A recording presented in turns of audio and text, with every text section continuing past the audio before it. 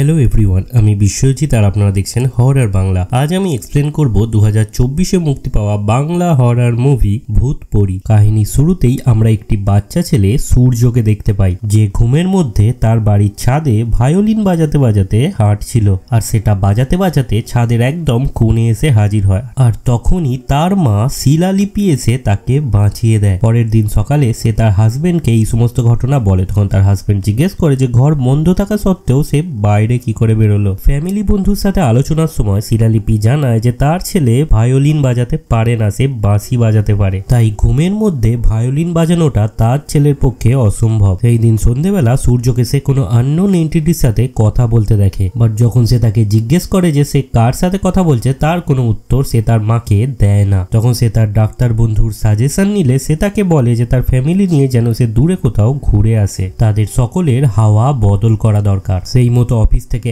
1 মাসের ছুটি নিয়ে ফুল ফ্যামিলি যায় পুরনো ভিটে বাড়িতে ঘুরতে। এতদিন সেই ভিটে বাড়ি রক্ষণাবেক্ষণ করত তাদেরই এক মাস্টার কাকা। সেই মাস্টার কাকা পুরো ফ্যামিলিকে দেখাশোনা করার জন্য এক চাকর সেখানে রাখে, যার নাম হচ্ছে বানোয়ারি। সূর্য তখন গ্রামটাকে দেখার জন্য বাইরে ঘুরতে বেরোয়। আর তখন এক মিষ্টির দোকানে গিয়ে জিলাপি কিনতে যায়, কিন্তু প্রচুর তাড়াহুড়ো করে। আর তাকে ভয় দেখানোর জন্য বলে যে এখানে দুর্গাবাড়ির জঙ্গল বলে একটা জায়গা আছে, যেখানে ভূতেদের বাস আর বদমাইশ ছেলে দেখলেই তাদের ঘাড়ে চাপে। বাড়ি ফিরে তখন সূর্য বানোয়ারি কাকাকে জিজ্ঞেস করে যে সেখানে ভূত বলে কিছু আছে কিনা। উত্তরে বানোয়ারি কাকা বলে যে দুর্গাবাড়ির জঙ্গলে একটা ভূত থাকে, যে গয়না পরে এদিক ওদিক ঘুরে বেড়ায়, কিন্তু তাকে কেউ কখনো দেখতে পায়নি, জাস্ট তার গল্পটাই শুনেছে। আর সেই ভূত গয়না চুরি করে। ইতিমধ্যে শিলালিপি তার ঘর থেকে তার সোনার কানের দুলটা খুঁজে পায় না। সে ডাউট করে যে তাদের চাকর বানোয়ারি হয়তো এটা চুরি করেছে। অন্যদিকে সূর্য ভাবে যে তার মায়ের গয়না হয়তো সেই গয়না পরা ভূতটাই চুরি করেছে। এই বলে হাতে বাঁশি নিয়ে পুরো গ্রাম দেখার জন্য দৌড়ে সেই ঘর থেকে বেরিয়ে যায়। এরপর জঙ্গলে হাঁটতে হাঁটতে সে একটা পুরো বাড়িতে গিয়ে হাজির হয়। আর সেই বাড়ির এক জায়গায় বসে এক মনে বাঁশি বাজাতে থাকে। আর ঠিক কিছুক্ষণ পরেই সে দূরে বেনারসি আর গয়না পরে কাউকে বসে থাকতে দেখে। আর সেই দিকে তাকাতেই সেই ঘোস্টকে সে নিজের সামনে দেখে। ঘোস্ট জানায় যে তার নাম হচ্ছে বনলতা, আর সে এই দুর্গা বাড়ির ভূত।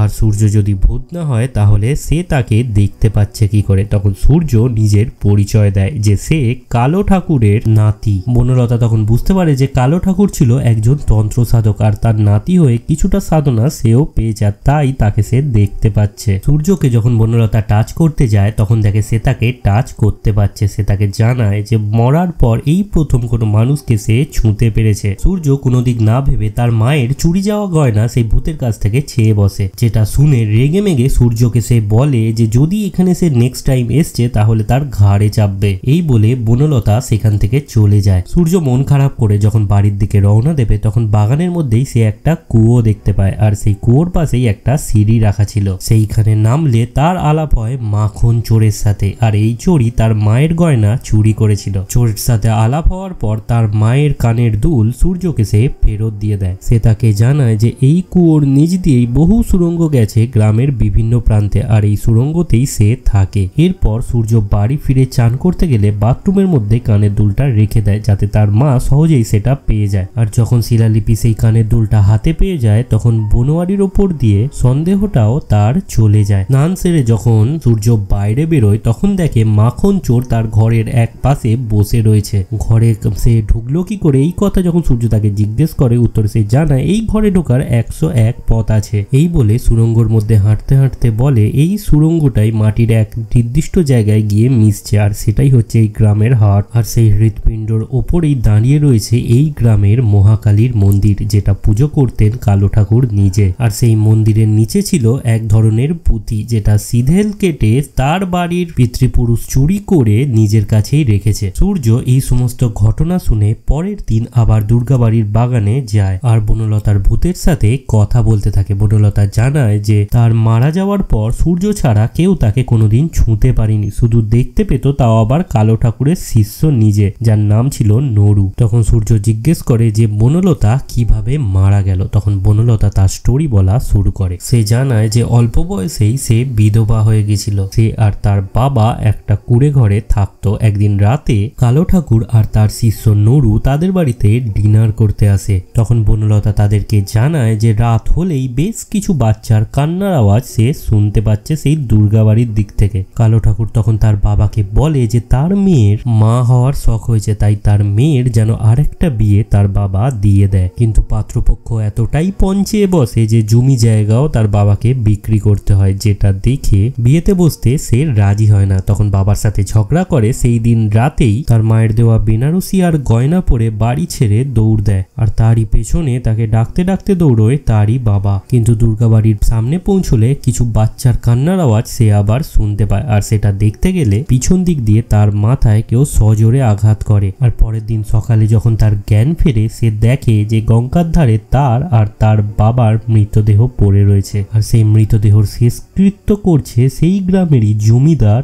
আর কালো ঠাকুর ও তার শিষ্য নরু। অনেক চেষ্টা করে সবাইকে ডাকলেও কেউ তার কথা শুনতে পায়নি। তখন মনের কষ্টে সে দুর্গাবাড়ির জঙ্গলে ফিরে আসে, আর ফিরে আসার পর দেখে যে তার বাবার স্পিরিট হাতে ভায়োলিন নিয়ে একটা সুর বাজাচ্ছে, আর সেই সুরটা শুনতে শুনতে বনলতা ঘুমিয়ে পড়ে। বাট সেদিন রাতে হঠাৎই তার ঘুমটা ভেঙে যায়, আর সেই দিনকার পর থেকে আজ অবধি সে একবারের জন্যও ঘুমাতে পারেনি। সূর্য জানায় যে তার এই ঘুমের কাহিনীটা সারতে তার নিজেরও কোনো একটা কাহিনীর মিল তার মনে পড়ছে, কিন্তু এই মুহূর্তে পুরো কাহিনীটা তার মনে পড়ছে না। কিছুক্ষণ পর সে মাখন চোরকে সেই দুর্গাবাড়ির মধ্যেই দেখতে পায়। তখন সে মাখন চোরকে বলে যে তার সেই পুঁথিটা লাগবে, কারণ তার মধ্যে স্পিরিটদের ঘুম পাড়ানোর মন্ত্র লেখা আছে। যেটা শুনে মাখন চোর একটু আশ্চর্য হয়। উত্তরে সূর্য বলে যে সেই ভূত 70 বছর ধরে ঘুমায়নি, তাই সে ওই পুঁথিটার সাহায্যে ওই ভূতকে ঘুম পাড়াবে। কিছুটা হলেও মাখন চোর তার কথা বিশ্বাস করে। দুর্গাবাড়ির জঙ্গল থেকে বেরোনোর সময় সেই মিষ্টির দোকানের মালিক সূর্যকে দেখতে পেয়ে যায়, আর ভয়ে দৌড়তে দৌড়তে একজনের বাড়িতে গিয়ে সেই কথা বলে। উত্তরে সেই বাড়ির বৃদ্ধ তাকে জানায় যে দুর্গাবাড়ির জঙ্গলে যে যাবে সেই মরবে। সূর্য তার বাড়ির স্টোর রুমে একটা পুরনো ভায়োলিন দেখতে পায়, আর সেটা নিয়ে সে তার ঘরে রেখে দেয়। আর সেই দিন রাত্রেই হঠাৎ করেই একটা স্বপ্ন দেখতে দেখতে ঘুমের মধ্যে সে আবার চলতে শুরু করে, যেটা বনলতা দেখতে পেয়ে তাকে তখনই আটকায়। সূর্য তখন তাকে বলে যে এখানে তার ট্রিটমেন্টের জন্য আনা হয়েছিল, তার মা যদি জানতে পারে যে সে আবার ঘুমের মধ্যে হাঁটছে তাহলে আবার কলকাতায় তাকে পাঠিয়ে দেবে। পরের দিন সকালে সেই স্কুলের মাস্টার কাকা এসে শিলালিপিকে বলে যে তার ছেলে দুর্গাবাড়ির জঙ্গলের দিক দিয়ে ঘুরে বেড়াচ্ছে, আর সেই জায়গাটা কতটা ভয়ঙ্কর সেই কথাও তাকে জানায়। তাই সূর্যকে পুরোপুরি রেস্ট্রিকশন দিয়ে দেয় সেই বাগান বাড়ির দিকে না যেতে, আর এটাও বলে যে সে যেন বাড়িতে বসে হোমওয়ার্ক করে। তখন মাখন চোর তার সাথে দেখা করতে আসে। সূর্য জানায় যে পাশের বাড়ির ঘরটা তালা বন্ধ, যেটা কালো ঠাকুরের একসময় পুজোর ঘর ছিল, তাই সে যেন তাকে তালাটা ভাঙতে হেল্প করে। তাই সেই ঘরের তালা ভাঙার পর ভেতরে একটা বাক্স তারা দেখতে পায়, আর যার মধ্যে একটা নোটবুক ছিল, আর সেই নোটবুকে লেখা ছিল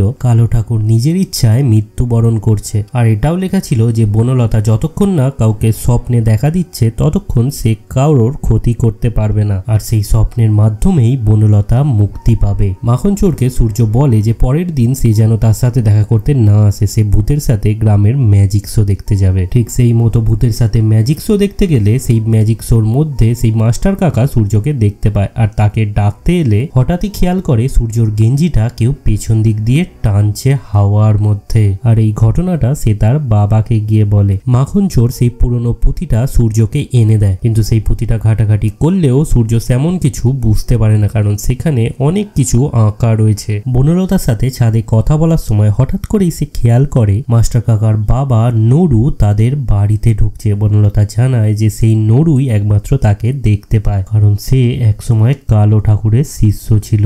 নরু শিলালিপিকে জানায় যে তারা পুজোর সময় এই গ্রামে কেন এসেছে, কারণ এই গ্রামে একটা প্রেতাত্মা আছে যার পুজোর সময় শক্তি অনেকটা বেড়ে যায়। শিলালিপি জানায় যে সে ভূতে বিশ্বাস করে না, গ্রামের সবার সম্মান রেখেই সে এটা বলছে। নরু তখন জানায় যে তাদের এটা ভয় পাওয়া উচিত, কারণ তার কাহিনী তাদের ফ্যামিলির সাথেই জড়িয়ে আছে। আর তখন কালো ঠাকুরের একটা কাহিনী সে বলা শুরু করে। সে জানায় যে কালো ঠাকুর কালী মায়ের খুব বড় ভক্ত ছিলেন। সে যেমন ভাবেই পুজো করুক না কেন কালীমা তার পুজোয় কোনোভাবেই অসন্তুষ্ট হতেন না। তারপর একদিন পশু পাখি বলি দেওয়া ছাড়া হঠাৎ করেই সে নর বলি দেওয়া শুরু করে। বেশি প্রাপ্তির আশায় সে নর বলি দেওয়া শুরু করে বাচ্চাদের, তাই বাচ্চা গ্রাম থেকে আস্তে আস্তে গায়েব হয়ে যাচ্ছিল, আর সেই সমস্ত বাচ্চা ডেড বডি গুলো পুঁতে দিয়ে আসছিল দুর্গাবাড়ির জঙ্গলের মধ্যে। তাই যেদিন বনলতা জানায় যে দুর্গাবাড়ির জঙ্গল থেকে সে বাচ্চাদের বাচ্চাদের আওয়াজ শুনতে পাচ্ছে, ঠিক তখনই কালো ঠাকুর ঠিক করে যে বনলতার বিয়ে দিয়ে এই গ্রাম থেকে সরিয়ে দিতে হবে, নাহলে তাদের সত্যটা সবার সামনে চলে আসবে। বাট তার প্ল্যান সাকসেস হয় না। বনলতা সেই দিন রাতে যখন দুর্গাবাড়ির জঙ্গলে